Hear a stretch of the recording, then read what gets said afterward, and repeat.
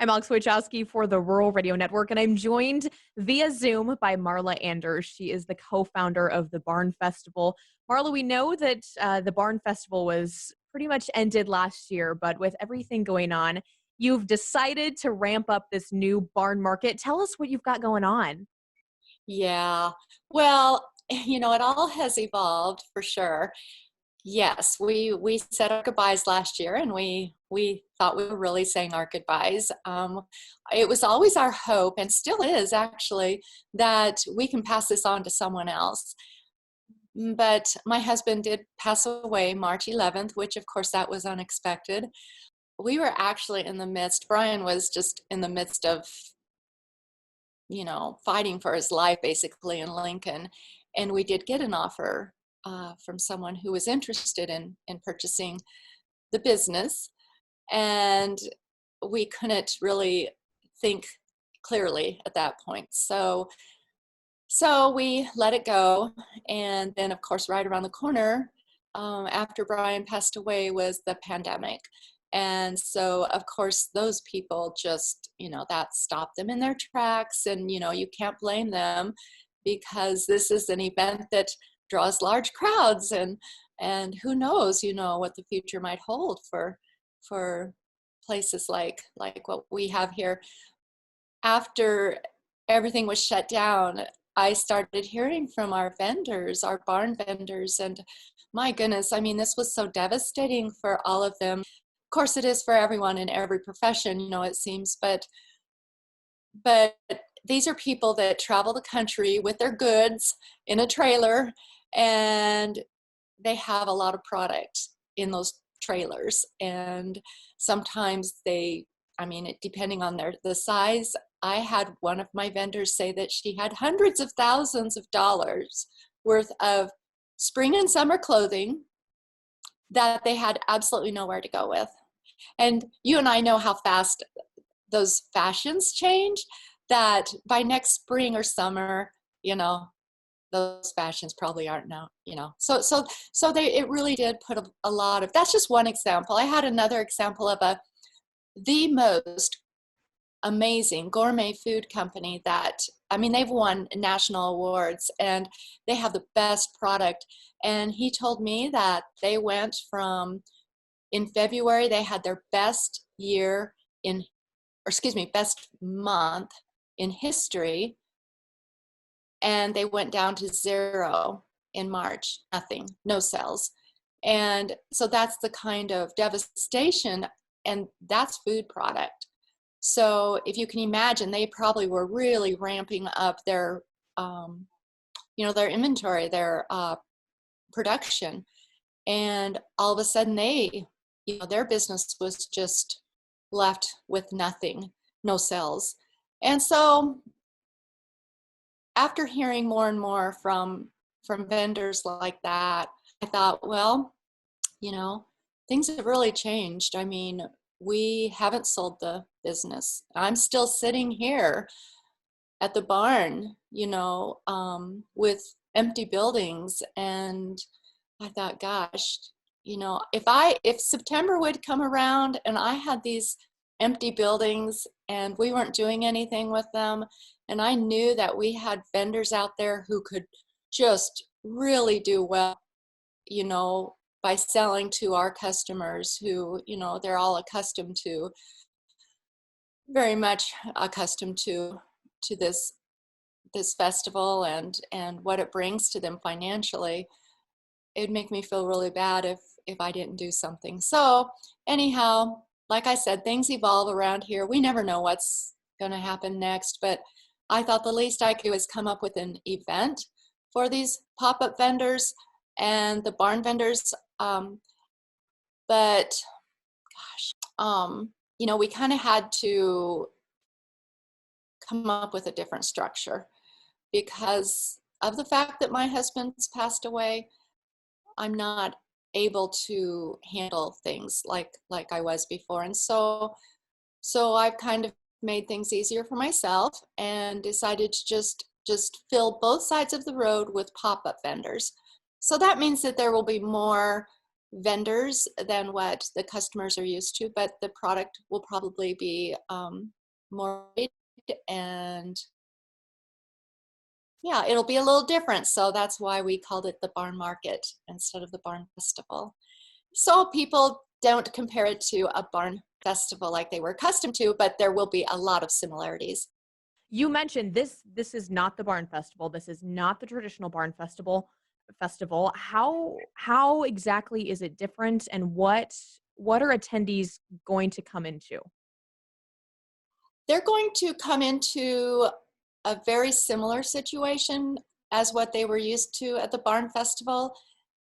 There's still a $5 admission, and they will walk onto the properties, and they'll still see, I want to say, 98% of the same pop-up vendors. Okay, pop-up vendors were thrilled for this opportunity, and then a lot of our barn vendors were also thrilled for the opportunity. It's a little different setup for them because they will come and set up their own little space. And some of our vendors have taken substantially more space because they know that they do quite well when they come out here. So they were happy to fill more space with more product that they produce. And your barn festival usually takes place in September. Is that the same case for the barn market? Yeah, now there's a difference there too, because instead of doing it for 2 weekends in a row, we're just doing it for 1 weekend. So yeah, we're going to add the Thursday, and it's in the past few years, our Thursday was more of a special preview day for customers that would like to spend a little more money for that first day, but we're not doing that. We're going to make it just across the board. The admission will be the same, but we are adding Thursday, and we're increasing our hours just a little bit too. So for example, on Friday and Saturday, we'll be opening at 9 instead of 10. And yeah, Thursday's 10 to 6, I believe, and then Sundays from 10 to 5. So Very good. Marla, let's go back 25, 26 years when this all got started. How did you guys start this, and where did the idea come from? oh gosh, that was a long time ago. um, well, I guess my husband Brian and I we were making a lot of craft items, wooden craft product, and we were selling it through a magazine. It was a mail order business, and so it was actually being sold worldwide. And that magazine was called Country Sampler magazine, I believe. Country Sampler, yeah.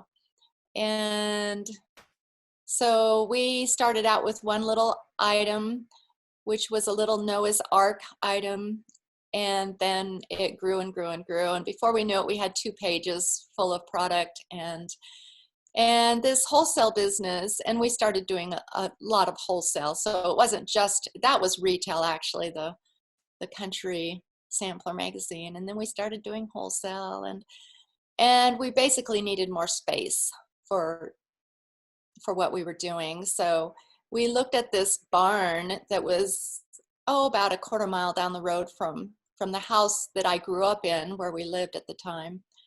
And my dad is a farmer, and so he wanted to get that barn off the piece of property. And so we asked him if we could maybe have the barn, and he thought we were crazy, but he did say we could have it. And so he even sold us this little piece of property that we have the barn on. And so what we did was we moved it over here to where it's at right now at 3045 South Marion Road. And we turned the upper two levels into our home. And at the time, our kids were pretty young. We have 3 children, and they're all in their 30s now. But gosh, at the time, they were probably maybe 5, 7, and 9, if that. But there were some tears when we showed them that where we were living, because we went up this ladder up to the loft, which I'm sitting in right now. Actually, this is the barn. This is the 2nd floor, and oh gosh, it was horrible. They all looked around and they were like, "Ah," but then they started seeing, after sheetrock went up and we started, talking about paint colors and carpet and all that stuff, then, they could finally see it. But anyhow, that was the start of the barn. And once we got over here, of course, it was just, another, evolution, one thing after the other. And before we knew it, we were open for a festival, or back then it wasn't even called Barn Festival. It was, we had other silly names like Wildflower Days and Harvest Days, and gosh, I don't know. We did four events a year, and then it went down to two, and yeah. And then fast forward some years, now this is kind of a whole family affair, isn't it? Can you talk about that? Well, my middle son, Nick, he lives across the street and he's living in the loft apartment over there. And I am really, really thankful for Nick because, with my husband's passing away, of course, gosh, he and I both, it's kind of been a struggle. Well, it obviously has been a real struggle for all of us, but I told him Google was our new best friend this year because we have to Google everything because Brian did so much and we're trying to figure things out. But yeah, I'm very thankful that Nick is here with me actually working at the barn. And he's been with us for probably, gosh, maybe 5 years or so. Yeah. And then my daughter Alyssa has the art bar just right downtown here, so that's nice. And then my oldest son, he's down in Houston, and he builds fast cars, and he has a sweet little family down there. And so yeah, that's my kids. A lot of entrepreneurial ventures in your family. I love it. Yeah, that's true. Yeah. I think you would agree that this barn festival, it's not all about selling your product and getting your name about getting your name out there. People come here for a tradition. They come here with their moms and their daughters every single year.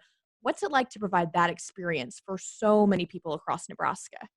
Oh, that's really fun. And I did feel bad last year thinking, well, hopefully it'll still continue. We did think it would because, we really did have some potential buyers and we were probably, we're thinking, oh yeah, we'll get this sold and it'll continue. And you know what? It will, because we'll continue doing probably, I think this is going to be a good event.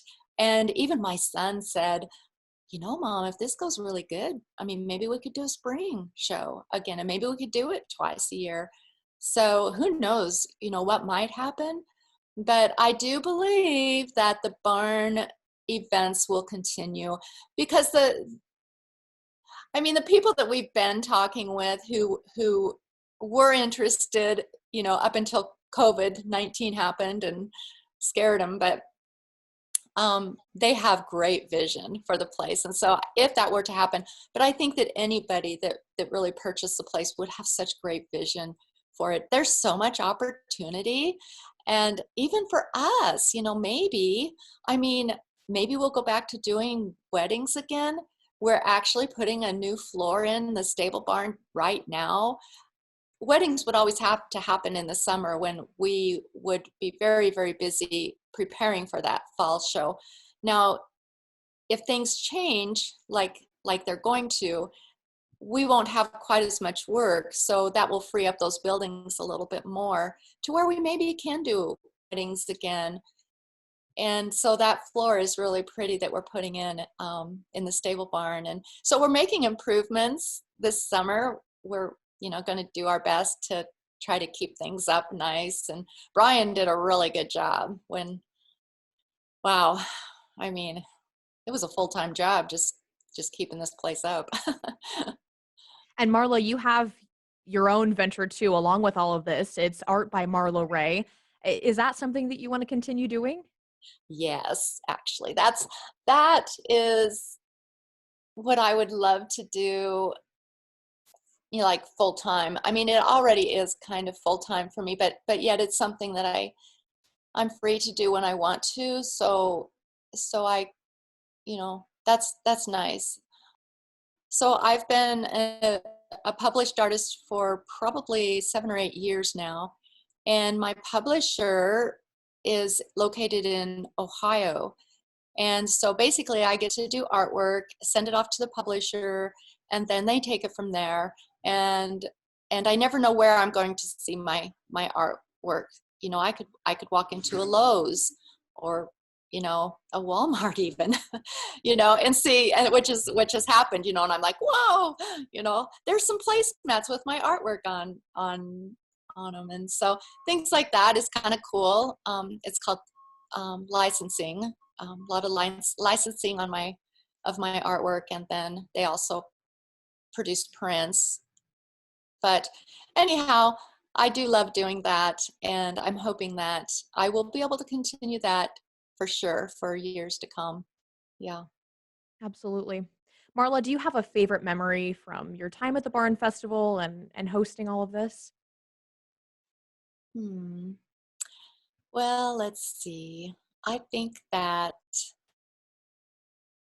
gosh, the favorite memory I have overall is the last day, the last hour, when my husband and I could sit on a straw bale and just sigh a breath of relief because we got through it. I mean, that seriously was always the best when we could do that and go, wow, I mean, of course we enjoyed it while it was happening. Of course, loving to see all the customers and the smiling faces and just, every aspect of the event. But when we could finally sit down together and seriously, I mean, it's months of preparation, you know. That's what it was anyhow, was months of preparation. And so I know it's going to be a lot of preparation, for the barn market, no doubt. But I think that what we've come up with is going to really be a win-win for everyone. I think, the customers are going to love it. The vendors are going to absolutely love it. It's allowing us to invite more vendors to participate, and it's something that we can handle. It's something that would be doable. Even though Brian isn't here with us, we can handle this. Yeah. You've mentioned multiple times this is a stressful deal. It's a lot of work to put all of this into it. And on top of that, you've faced a lot of hardships in the past 2 years. What keeps you going? Oh, honey. Oh gosh. It's, it's God. Yeah. I love Yep. that. No other explanation for it, because I've had so many people ask, how are you doing this? And you seem so strong. And it's really not me. It's not. I'm not strong. I'm not strong. I always just have to give um, give the credit to God, because He's the one that's given me the strength to get through all of this. Could never have done it without Him, and that's what continues to give me strength as well. And it's been a very interesting journey. And Well, Marla, as we round out this conversation, what's the best way to stay connected with you and keep up to date with all of this information about the upcoming barn market? well, I would say Facebook by far is that's about the only way that I even communicate with our customers. We do have an email list that we send out to on occasion that people can sign up for, but really, if they just go to the Facebook page and follow us, they're gonna get in on everything. I mean, I do Instagram too, which that's pretty decent too. All So right, great yeah. information. Well, thanks so much, Marla, for joining us. Well, thank you.